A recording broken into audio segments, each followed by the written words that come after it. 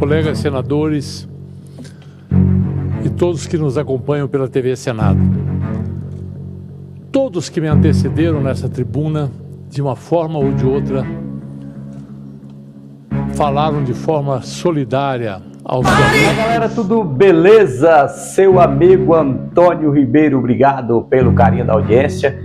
Estamos aqui de volta com mais um tutorial. Dessa vez é quase uma denúncia, se não uma denúncia. Que é isso, né? meu filho? Vamos Calma. tratar isso aqui como uma denúncia. Isso aqui é uma denúncia do senador Oriovisto Guimarães. Tá difícil, galera, ó. Tome. Tá difícil. Os bastidores da política tá difícil. E nós temos que estar, ó, de olho. Nós temos que estar de olho. Se nós não participar, se nós não ficarmos de olho no que está acontecendo, vai virar um retrocesso esse país. Já está virando retrocesso, né? Já voltou aí, seguro DPVAT, obrigatório, já voltou. Daqui a pouco os 10 anos da carteira da CNH vai para o espaço. Já estão cogitando para que a placa Mercosul vai para o espaço. É brincadeira. Aí daqui a pouco volta aquela mesma placa. E nós, como os brasileiros que somos, e nós queremos uma democracia que realmente seja uma democracia, nós temos que participar. Nós temos que estar atentos no que está acontecendo no país. Temos que estar atentos. Esse vídeo é de uma riqueza imensurável. Se você ficar até o final desse vídeo e escutar o que esse senador está falando, você vai se escandalizar no que está acontecendo no país. Mas você precisa assistir até o final.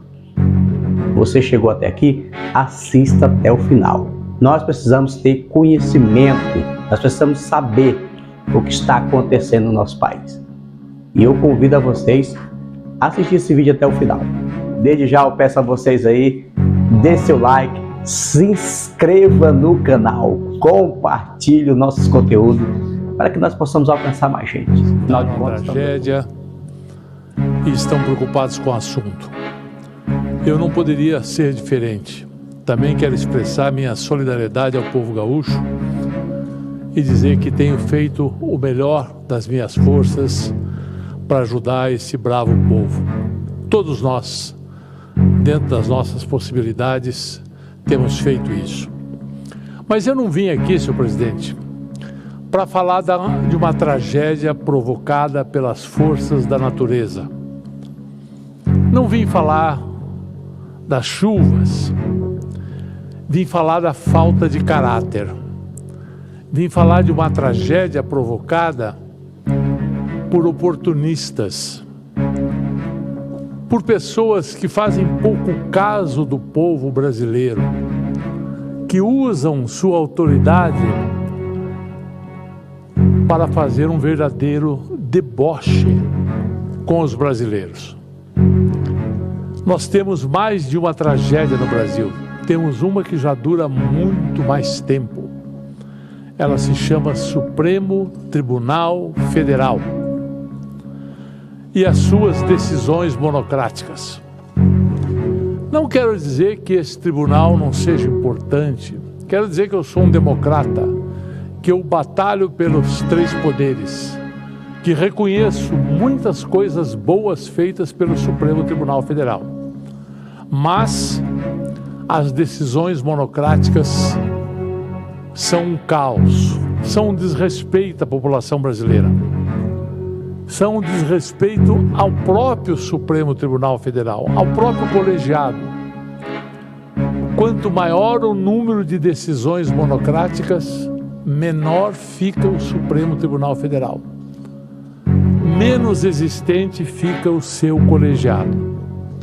E, senhor presidente, eu trago aqui alguns dados técnicos para embasar um pouco o que eu estou falando. De 1988 até 2018, portanto, num período de 10 anos, 72,4% das decisões foram tomadas monocraticamente, ou seja, apenas um ministro decidiu. Sendo que desse percentual, 60,65% foram ações de controle de constitucionalidade. Ou seja, suspendendo a vigência de atos normativos legitimamente aprovados pelo Legislativo, por esse Congresso, por esse Senado, pela Câmara dos Deputados. Uma única pessoa suspende tudo que os senadores e deputados fizeram e que o presidente da República homologou. Um único, de forma monocrática. Entre 2007 e 2016, a duração média de uma decisão monocrática liminar era de 1.278 dias, ou seja, a decisão perdurava aproximadamente por 3 anos e meio, até apreciação pelo plenário. Em muitas dessas decisões, a lei em análise era finalmente declarada constitucional pelo colegiado, mas os efeitos pretéritos tomados com base na liminar ficavam convalidados.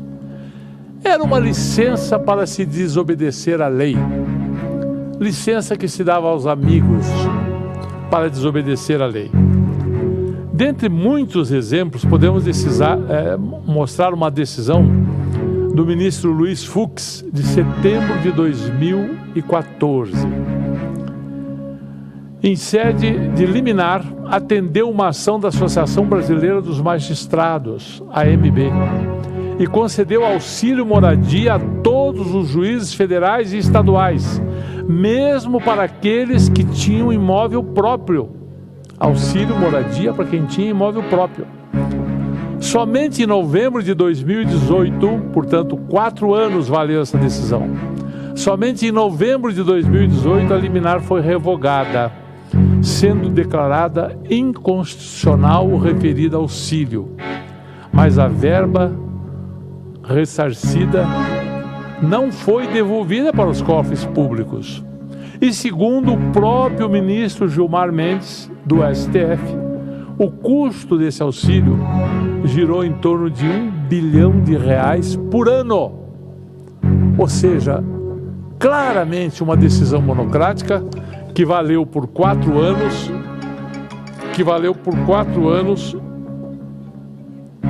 me perdoem, esqueci de desligar o celular, está desligado agora. Uma decisão monocrática que valeu por 4 anos, beneficiando magistrados com auxílio moradia, mesmo alguns que já tinham casa própria, e que esse dinheiro nunca foi devolvido ao erário. 4 bilhões nós estamos falando aqui. Mas o mais recente, que mais me dá angústia, é que o Brasil não aprende com o passado. O Brasil não olha para a história. O Supremo não olha para a história. Nós, congressistas, não olhamos para a história. São tantos os exemplos de quanto são danosas essas decisões monocráticas. E recentemente tivemos mais uma. É o caso da lei das estatais. Essa lei das estatais, isso virou uma verdadeira comédia. O que aconteceu com a lei das estatais? A lei das estatais foi aprovada por esse Congresso para evitar a roubalheira, os escândalos que foram provocados, que deram origem à Operação Lava Jato, porque todos os partidos ambicionam uma estatal, querem ser dono do Correio, por exemplo. Quem não se lembra daquela cena do diretor do Correio recebendo um pacote de dinheiro, não é, senador Stifson? São inúmeros os casos de corrupção que foram denunciados, as pessoas presas, o dinheiro devolvido, e tudo porque nós percebemos que eram as nomeações políticas, nomeação de quadros políticos para diretorias e conselhos de estatais, ou mesmo presidência das estatais. Isso promovia esses escândalos todos, essa roubalheira toda. O que a lei das estatais fez? Ela proibiu a nomeação de pessoas com ligações políticas, com passado político recente, que tenha participado de campanha. Proibiu a nomeação dessas pessoas para empresas estatais. Proibiu. O que aconteceu agora quando o governo Lula tomou posse? Um partido da base de apoio ao governo entrou no Supremo Tribunal Federal com um pedido de que a lei das estatais fosse declarada inconstitucional. E, de novo, uma decisão monocrática do ministro Lewandowski, que se se aposentou 30 dias depois de dar essa decisão. E agora premiado foi com o cargo de ministro da Justiça por o mesmo governo Lula que ele beneficiou com essa decisão monocrática. O que é que dizia a decisão monocrática do ministro Lewandowski? A lei das estatais é inconstitucionais. Governo, fique à vontade. Nomeie para o BNDES quem você quiser. Nomeie para a Petrobras quem você quiser. Nomeie para os Correios quem você quiser. Nomeie para todas as estatais, para todos os conselhos de administração, quem você quiser. A lei das estatais, que era uma lei moralizadora, foi declarada inconstitucional. Pois bem, o Supremo sempre diz que uma decisão monocrática em 90 dias é examinada pelo colegiado. Está aqui mais uma prova de que isso não é verdade. Essa decisão do ministro Lewandowski perdurou por 120 dias, 420 dias. 14 meses ela ficou em vigor. Nesse meio tempo, o presidente Lula pôde nomear quem ele bem entendesse para as estatais. E de novo brincam com o país.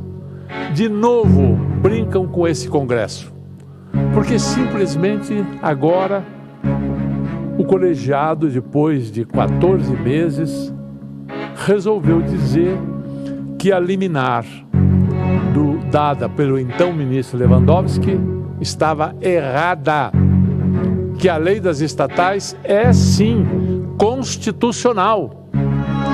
Ora, minha gente, se a lei das estatais era constitucional, tudo que foi feito nesse período em que ela foi suspensa deveria ser voltado atrás. Mas não, o próprio Supremo, por 8-3, se encarregou de dizer que ela era constitucional e de dizer que tudo que o governo fez nesse período que essa decisão monocrática estava valendo, tudo que foi feito continua válido, porque o governo fez de boa fé. Meu Deus do céu, não me chamem de idiota, não chame os brasileiros de idiotas. Quem pediu a liminar?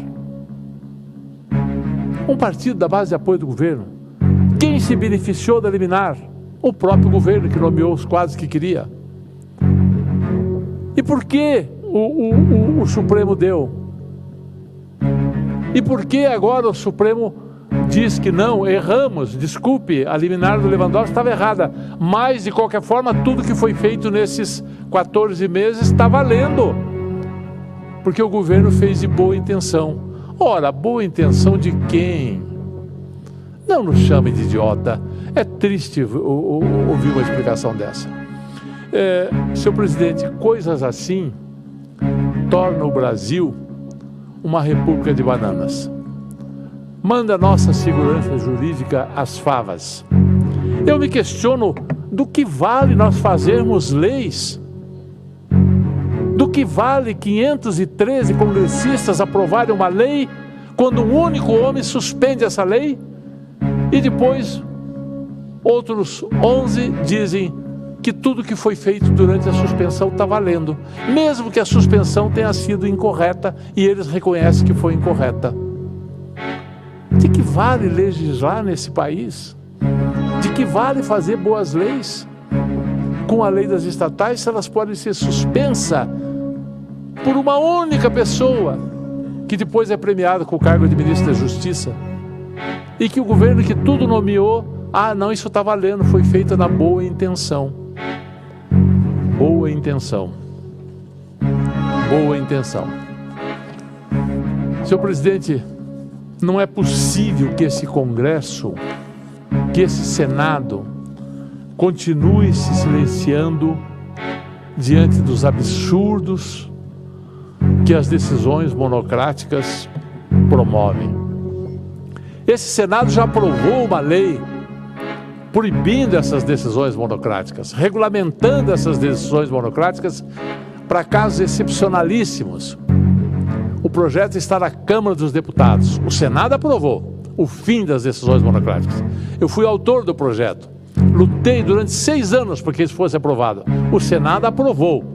Foi para a Câmara. Vocês acham que a Câmara dos Deputados vai votar isso? Ou vai lá na Câmara dos Deputados fazer companhia na mesma gaveta que está o fim do foro privilegiado, que também foi aprovado por esse Senado, que foi um projeto de autoria do ex-senador Álvaro Dias? Vão ficar na gaveta. Por quê? Por que será? Deixa a pergunta no ar. Muito obrigado, senhor presidente.